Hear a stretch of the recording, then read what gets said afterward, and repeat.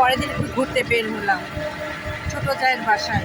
ছোটো যা বারবার ফোন দিচ্ছিল, কদিন ধরে যাওয়া করছিল, ইফতারির দাওয়াত দিয়েছিল, তাও যেতে পারিনি, কাজের কর্মের ব্যস্ততায়।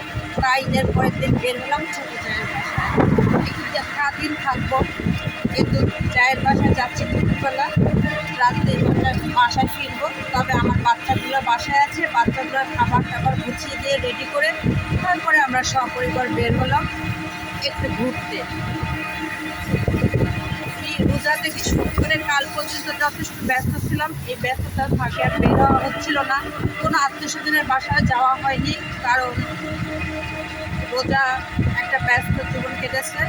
কালকেও আত্মীয় স্বজন বাসায় আসছে, ব্যস্ত জীবন কেটেছে। আর এই জন্য আজকে ঘোরাঘুরি করার জন্য বের হলাম ছোটো জায়ের বাসায়। ছোটো জায়ের বাসায় গেলে একটু মন ফ্রেশ থাকবে, আর অনেক দিন যায়নি, সেভাবে বারবার বলছেন, তাই যাচ্ছি। দেখুন প্রকৃতিটা অনেক সুন্দর লাগছে, মেঘলা আকাশ, কোনো রোদ নেই। তারপরে রাস্তাঘাটে মানুষজন ভালোই আছে, সবাই আমার মতো তারাও ঘুরতে বের হয়েছে। একবারে শান্ত পরিবেশ, একেবারে জ্যাম নেই, রাস্তা পুরোই ফাঁকা, মোটামুটি ভালো লাগছে। আর ঈদের পরে দিন সবসময় আমরা বের হই এই ঘোরাঘুরি করার জন্য।